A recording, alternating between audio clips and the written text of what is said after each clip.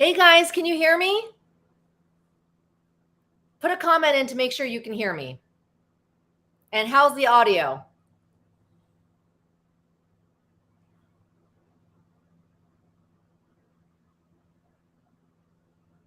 All right, just making sure you can hear me.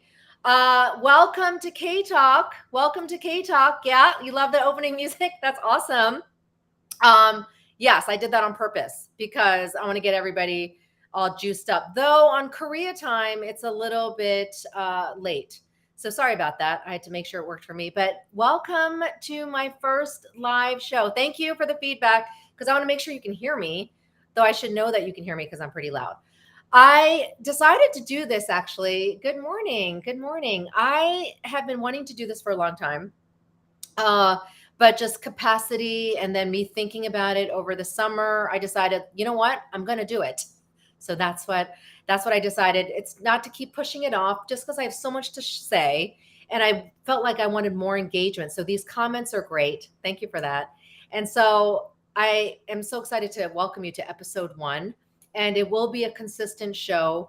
The hope is weekly, of course, and depending as I'm traveling on the tours in Korea, which I'll talk about shortly, we will also do them live. I'll do the best I can. It will probably not be stationary, maybe at a place somewhere, but got to keep that up, right? And show the tours and what we're doing. That said, here's my updates. I'd like to start with some updates and a lot of updates because I really felt like I haven't been able to talk to the community as much when I was in Korea just because things were so hectic and time differences. But spending almost the summer there, it was about 6 weeks, was wonderful. Very busy, as you could see. Yes. And it looked like I was going to all these places, but also doing quite a bit of work. So sleep deprivation was very much real and part of my experience because obviously much of my work is in the US. So I was on US time, but then in Korea, and then the book. So the update I have on my book is, yeah, you're going to be hearing me talking about it a lot because I am about less than 2 months out from the manuscript due date. And I didn't have as much time to write the book because they want it out by next May. And you know how publications work. And there was so much, and they thought, hey, this is great timing. We want your book on K dramas for mental health to come out. So it's been a lot of pressure. That is actually probably at this point 90% of my work because not just writing. I'm just telling you, I am interviewing people, lots of great people that are going to be in the book, from professors to experts to educators to people in the industry. So that takes time, and then just and adding that in with my research, and then obviously my own work, clinical work, because obviously everything is from a mental health lens, and I will be breaking things down from trauma to depression to anxiety, and you can think of all the K dramas that go with it. So I have to give the K dramas justice because I want to make sure I'm not forgetting stuff. So sometimes I'm stuck on one topic or issue for days. So that is the biggest update with my book. Korea helped, and it also didn't help because there's so much I wanted to see and do that was important for my mental health. So that is why it was just so hectic. Now, I will be going back to Korea, I cannot believe, in a couple weeks for the tours. And of course, I'm going to touch on those because that has been so much of my, I would say, heart, mission, passion the last year, maybe not quite a year. And it's finally coming to fruition. And I do hope it is about the tours. I've said this. It's about seeing these beautiful sites that you see on the K dramas in real life. And by the way, they look pretty much like they do in real life. I mean, it's even cooler being there, right? When you're like, oh my goodness, this is the scene where they did this or where they kissed. It's so much fun. But you're going to be hearing, not from me, but the tour guide, the expert on the history and then the culture, right? That is so important. How this came about or why this palace is here and what they do here and the how many centuries this has existed. That's so much fun. And that's the part that I think that gives that depth of everything you're seeing, right? And I cannot wait to meet you guys too. It's going to be so much fun. I don't think I'm going to look as nice. You're going to see the real me and we're going to see the real each other. And that's the other part. So as I'm seeing all these well-wishers, the chats, I hope you develop even deeper relationships with the people that you get to know on my platform but you walk away getting to know each other more, right?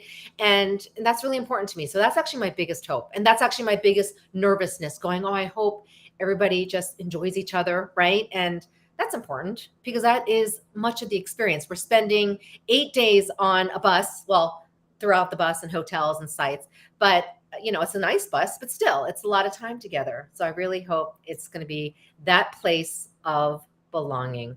And then the last update I have is just in general, with Noona's Nunchi expanding, a lot of my work of why I went to Korea in the first place, really, there was a reason besides fun and vacation, was to expand the company with the tours and expanding on my mental health work. The time was now, and it just made sense.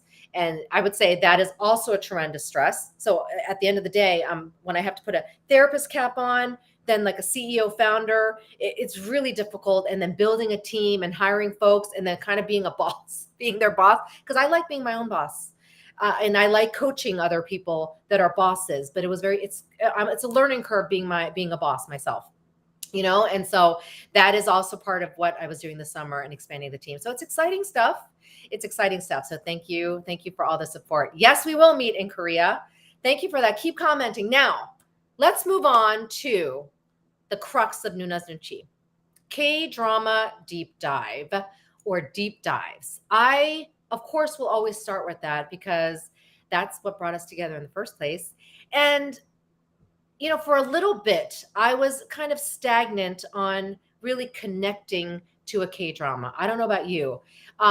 There's so many good ones. There's so many good ones, but it's about really feeling that connection. And I was thinking of the global appeal of, for instance, The Glory. But before The Glory was Extraordinary Attorney Woo. That was the biggest one. And then earlier this year we had The Glory and then Crash Course in Romance, and I did some lives on that, and that was really fun. But then for a little bit, I was like going, okay, there were so many that I'm watching, but things were resonating, but not deeply. I like to be deep, right? And so this summer, just because I was so busy and I was seeing the K dramas live, like literally on TV. You turn on the TV and you're like, there's King of the Land. And I did watch King of the Land and See You in My 19th Life. And those were all great. I really enjoyed those. But currently, the deep dive that I want to do is the one that I'm enjoying the most, that I actually said on Instagram was a winner for me, which is Moving. Moving. Now, unfortunately, it is on a different platform. It is on Hulu. So some of you may not have that. Now, I'm not trying to get you to spend more money, but just be aware as Korean content expands, there will be more platforms like Hulu playing, moving more. It's on playing on Disney Plus in Korea. So Disney Plus is another platform. We know Viki, right, in the US. Viki is very limited in Korea because, by the way, their Netflix has everything. And side note, that was actually my most fun, going on to Netflix Korea and seeing everything under the sun that you don't necessarily get in the US. And I'm like, oh my gosh, I can watch this. So I was watching things that I don't get to watch, that I can't remember, like variety shows to everything that you don't necessarily get here unless you pay for more subscriptions. So that was fun. But Moving is what I would call a family drama, a family K drama. And from the get-go, when I was reading about it, I just was interested because it's superhero stuff. And I thought it was also described as a family K drama. And people were like, oh, is it like Heroes, like US? And I go, I saw a little bit of Heroes, but I'm not trying to compare it to anything. It has its own appeal, heartwarming depth. What I love about it as a family therapist, as a mom myself, as a parent, that's the crux of it. The parent-child interactions, and not giving too much away, but these are all in the descriptions. The powers that they have. The teens are, I would say, at this point, the leads, but then you have this tremendous cast. I don't know if you recognize these folks, but these are like stellar cast, from movie stars to K-drama veterans that are in this playing the parents. And it's great to see their dynamics with their kids. And that's where you start tearing up and feeling that emotion, whether you relate to it as a mom yourself or as a daughter or son or whatever, or you just relate to it as a family person, or just because K-dramas are so good at bringing that emotion at us. It's cathartic, I highly recommend it. And I think it's also very entertaining. I mean, who doesn't want to see people with superpowers? But it's only, so far, episode 1 to 7 has dropped. Today, Wednesday, we will see 2 more dropping. I'm so excited. I'm watching it with my kids. And And I think that's the bonding part of it. You can watch with your parents too and see that family dynamic, because I think at the end of the day it is about family and understanding their relationship to their powers. We all have our own powers, by the way, which I would say is AK strengths. So understanding our own relationships to our strengths, that's what I'm taking away. That's exciting. And honestly, the teens up to this point are seeing their superpowers as a hindrance, as something to hide.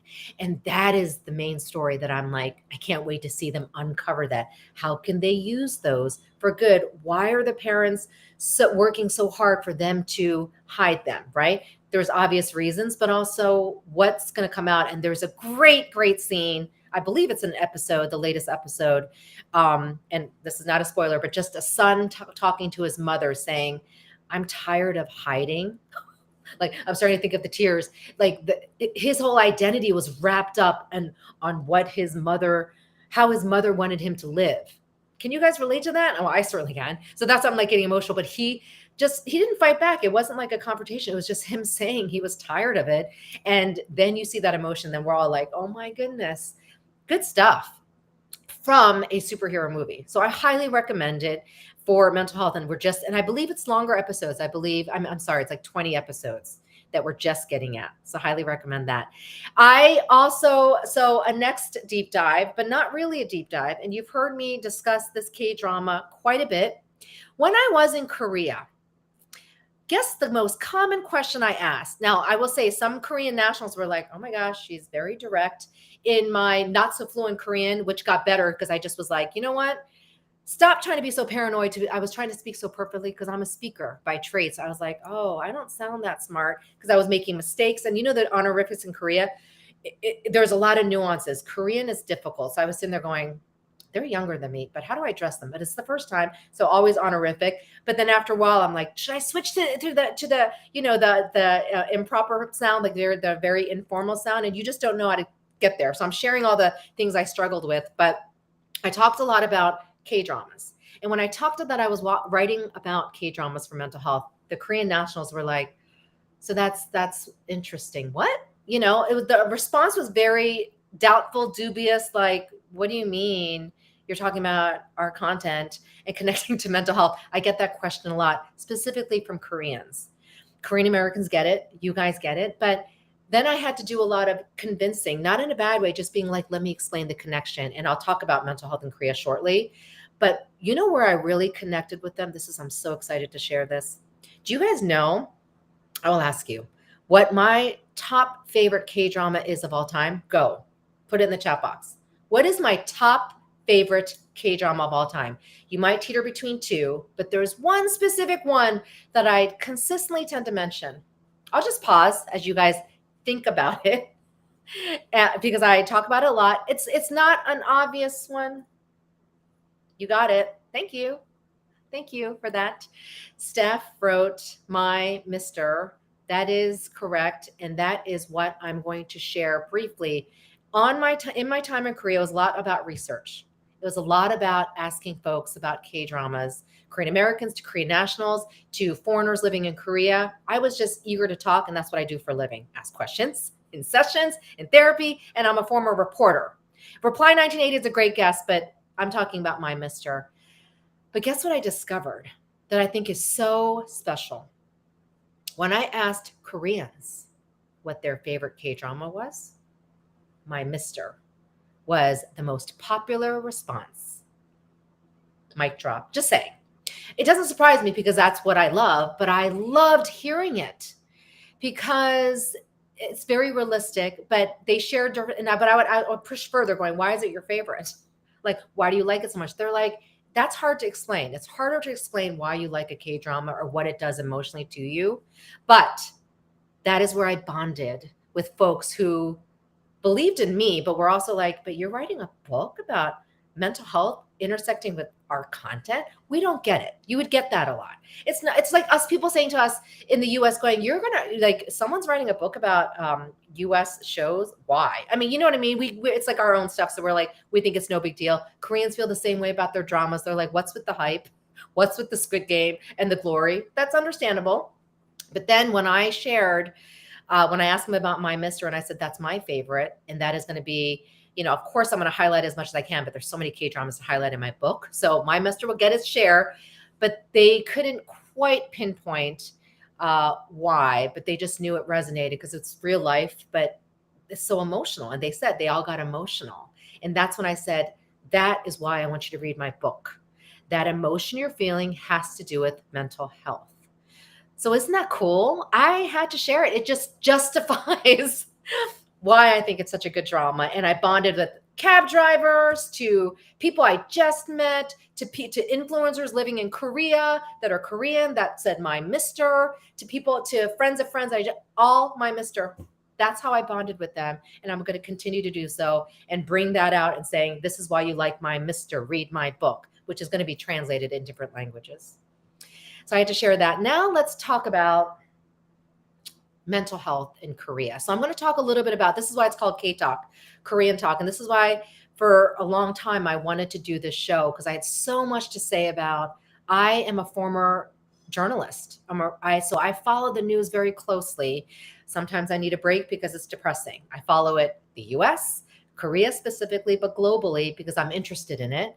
And I look at mental health trends, obviously because it's important to my work, but also I want to learn, and then I want to research. And then with my book, it really tenfold made a difference on me understanding what was happening, particularly with Korean content, Korean dramas, K-pop, the industry, and then how it impacted me. And all that's going to go in my book.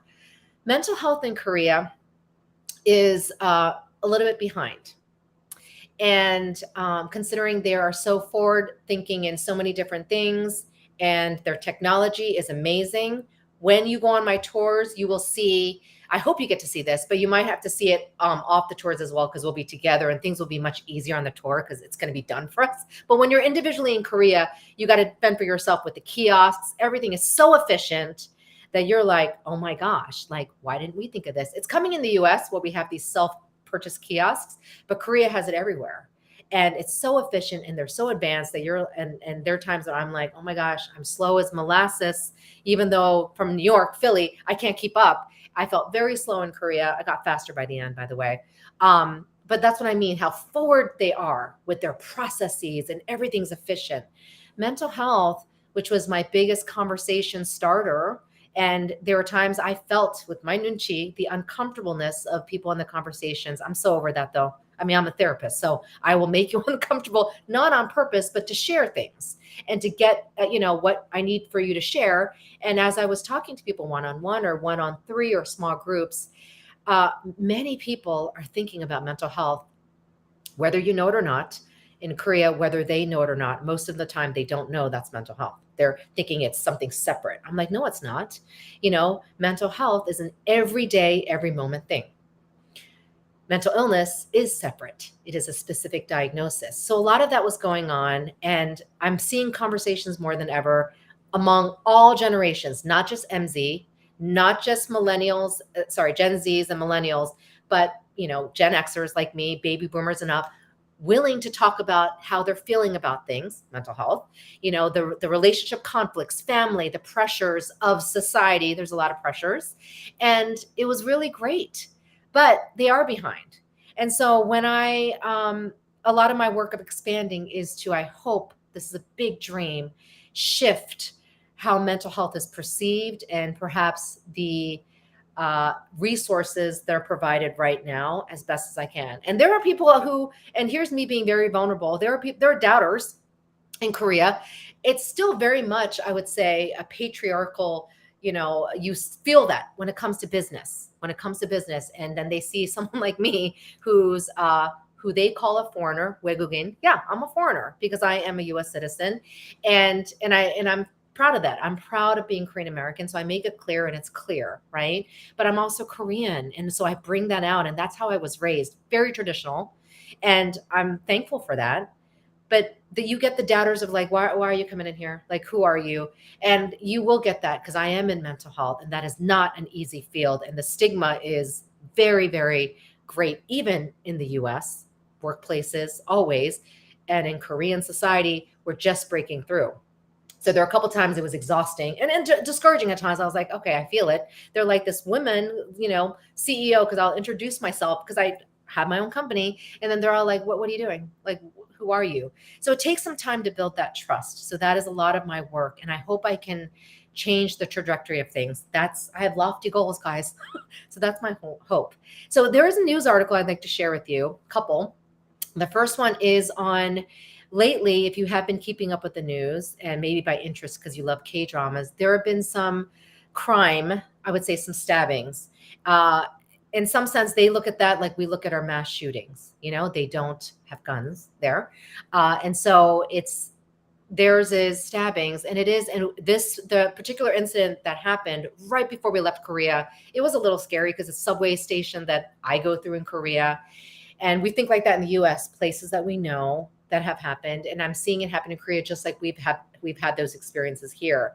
But the difference is, and here's my 2 cents on when I see articles like, do we need court orders for mental illness? There are court orders. Someone asked me, several people asked me, are there court orders for mental illness for people to get treatment in the US? I'm like, yes, there are, definitely. It's not as common for a therapist to sign those, but yes, we can mandate that. We can mandate police to come and take a patient that we believe needs immediate care to be on a hold, whether it's a suicidal hold or a homicidal hold. But I see this, and my hesitation in going straight to court orders in Korea, and people might think, and I'm going to say this, what's the deal with Jeannie Chang, Noona's Nunchi, Korean American talking about Korea? I am not saying I'm an expert in Korean society, but I believe I have some expertise in mental health and learning the landscape of Korea, which I have been learning and researching. I'm sharing this, that because we need to, yes, sweeping under the rug, they sweep it under the rug because it's easier to not talk about it. We know that. We do that in the US, but there's still a stigma because there's not as much education there about it. More is coming.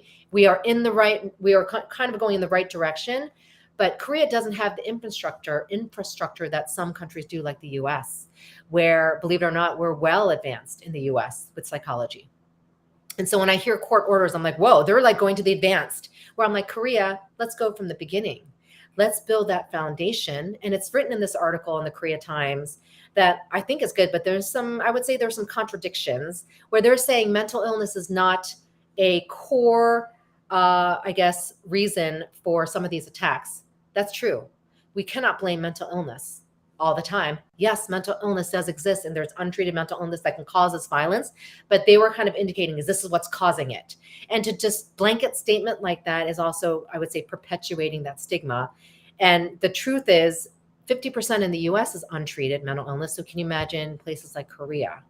And so I wanted to comment on, I would like to start from the beginning, and it's okay where you start from the elementary part of building a foundation in a society where you got to have that foundation so it doesn't crumble.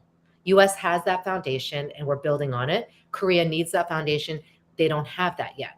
They're slowly building that. But when I hear some experts or people talking about it, my one thing is this: I will always keep my clinical work, meaning treating clients, first. I can't talk about mental health if I don't know these expert researchers talking about it in a philosophical way or abstract way when they directly treated someone who is struggling with grief or intergenerational trauma or a traumatic event or PTSD, which are I would say the most difficult ones, or I would say clinical depression. Those are all very difficult. That's where the realness comes. And that's where I'm bringing that into play. And so I don't want Korea to just go to that advanced.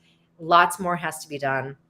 People don't even want to talk about it at times. And when I say mental health, the word for it, they say it, right? They say it to me, but then it's a little like you sense the shift in the energy.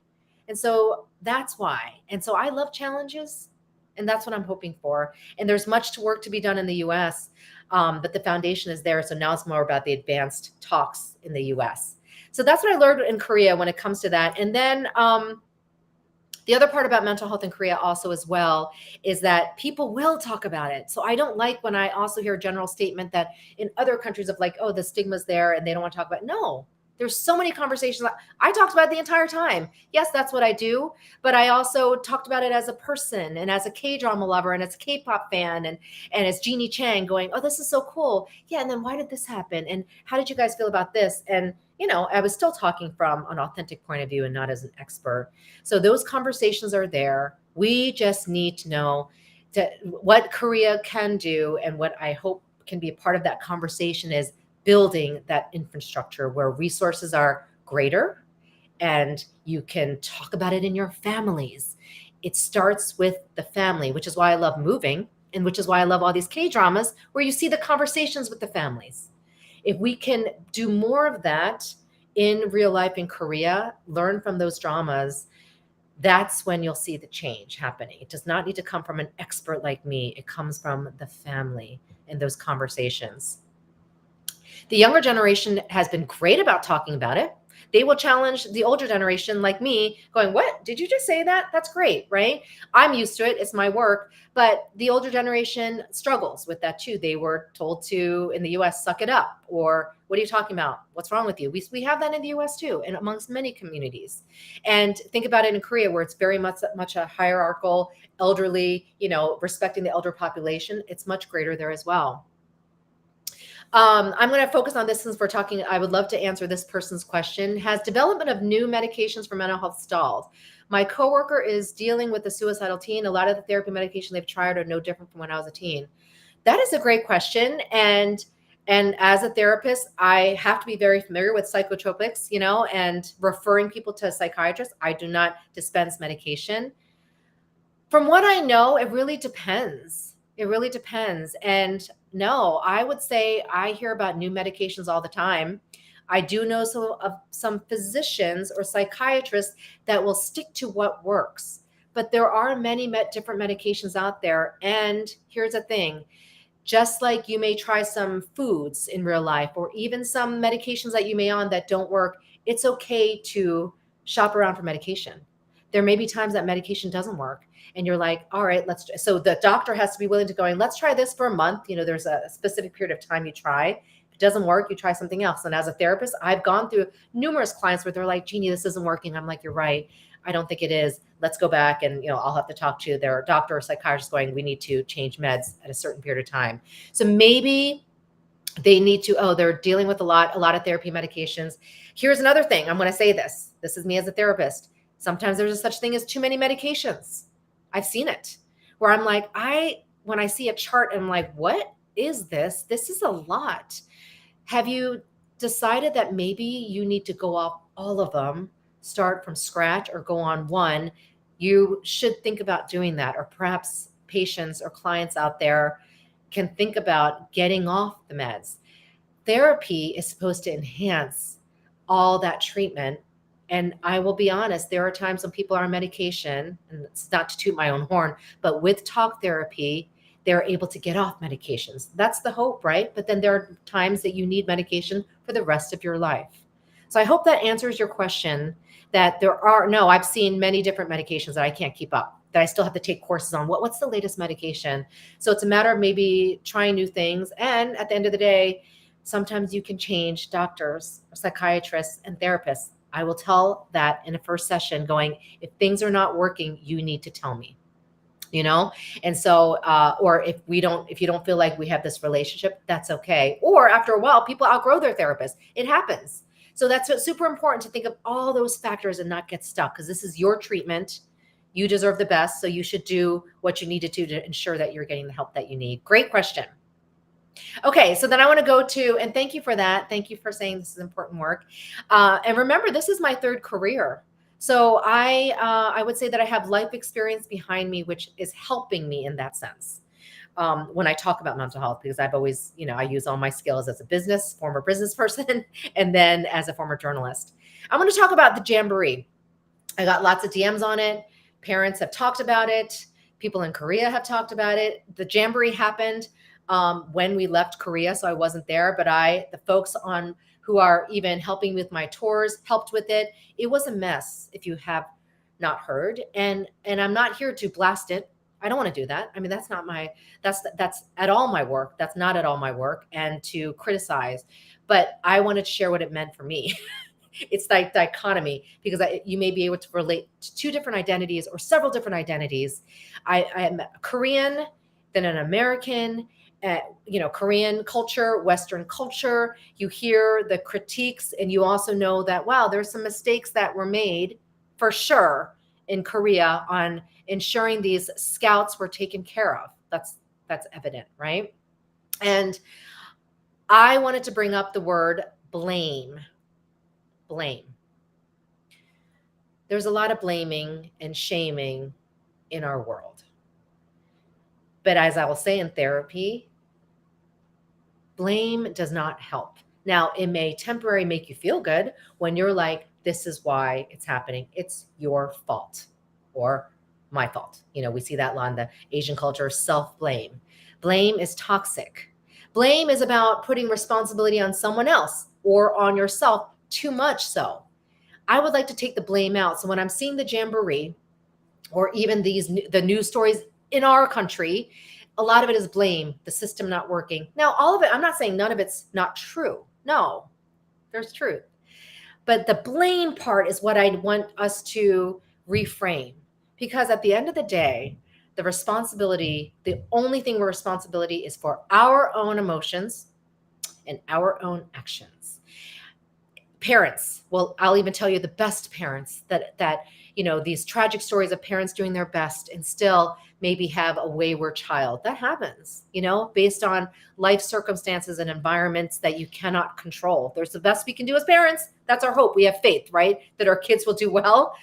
But again, we do our best and the rest is up to everything else. So I'm bringing that up because that blame only, I would say, hinders or damages your own mental health. And when I'm seeing a lot of blame about something like an event of the Jamboree, I wish I was there actually, because then I would be sitting there talking to people, doing my own assessments. But you don't get anything done. Let's put it that way. So in family sessions or in workshops, when I'm like, okay, I'm hearing workshop blame or people blaming colleagues, teams, all this stuff, family members, I put a stop to it because what you need to do is come up with the solutions, right? Yes, that is the problem. It went bad, period. Or this is the conflict, or this is the crisis. But then what are we going to do about it? Because when you sit in blame, that's what you end up doing. Well, it's your fault, so you might as well do it, And when I want to say in Asian culture, we do see a lot of that because it's very hard to accept your own emotions. In some sense, the Western culture does it much better, where they're like, this is what I'm feeling, and this is terrible, and this is raw. It's not easy, but much better is accepting your own emotions. And I still teach on it. But in Asian cultures where it's much more about deflecting and projecting. And so that's what I'm seeing happen in the aftermath of the Jamboree. So it's not going to help. So I wanted to comment on that, again, from a mental health perspective, not on the fact that, oh my God, it's terrible. Just that blame needs to be taken out. There are faults. We see it. We know. Perhaps it's your fault. Let's just put it that way. But then what can you do? And it'll make you feel so much better when you do something about it. And then the apology is very much needed. Any apology is needed. When someone wrongs you, an apology is so powerful. So I want us to think about that. When you get an apology, how it feels. When you need to give that apology, it gets much easier to do those apologies the more you do it. But that blame is taken out going, you know what? I did wrong. Let me accept responsibility. Parents have a hard time doing it. Adults, authorities have such a hard time. Leaders, professionals, very hard. But when you do it, you take the blame out. You're like, yeah, it's me. I'm accepting responsibility. You will see a change. There is always a ripple effect when good happens and also bad. But the good is what I'm trying to bring out. And that takes a lot more work. So that's my thing with blame. The blame and shame in our cultures, all cultures, in any session is what I try to take out. Otherwise, you can't see past that. And it's toxic. Now, people are going to be like, okay, what about abuse and all that? That's not what I'm talking about. Those are specific situations. The blame is different there. Yes, there's fault there. But at the end of the day, I need you to take ownership of your own emotions. You can only control your own emotions, and you can only take responsibility for yourself. I hope that helps.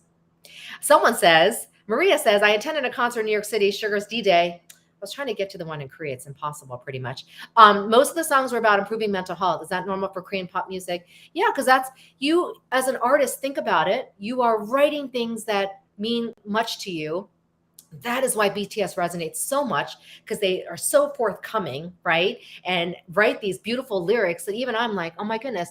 Um, I want to say it's reflective and not reflective, meaning more folks want to see it in Korean society, so they're speaking up about it more in their work. And yes, it is beginning to resonate more and more. So there's so much good going on in Korean mental health. It's just what I'm trying to say is it's behind, decades behind where we are in Western culture.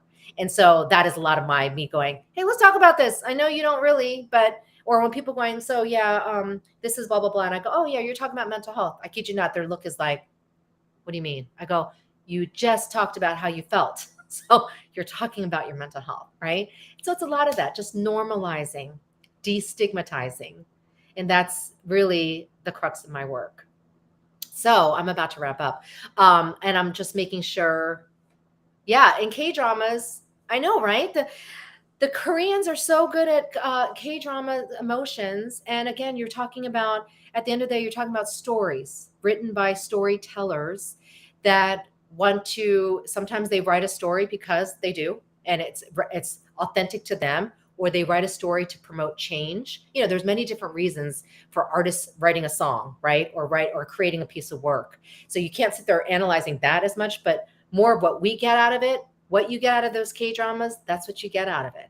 And sometimes I get a little upset when people are like, really, you got all that from that scene? I'm like, yes, I did. Right? That's what I got out of it. So don't try to, question my emotions, just like I won't question yours. So that's what I mean by blame. If we make a mistake, then we own up to it, right?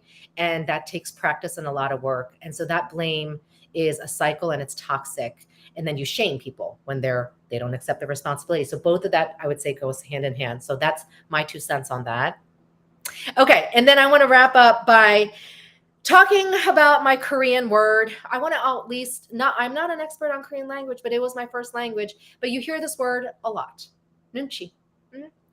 I wanted to talk about it because I talked about it in a session recently, very difficult session with executives, to explain it. And I even said at the get-go, nobody wants to hear this. I go, this is difficult to explain. Most people want you to tell it like it's easy. Koreans will tell you, well, here's Nunchi. This is example, but it's not as simple. It's experiencing it, feeling it. And then people will tell you, some Korean Americans and Koreans will tell you, Nunchi is exhausting. I don't think so.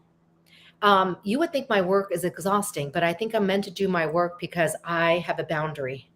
Yes, I will be 100% in, but I don't walk away breathing everything because I have to live my life, right? And it's also my job. Where Nunchi can get hard is when people say that they're so empathetic that they take on other people's emotions. Remember what I just told you? We are not responsible for other people's emotions.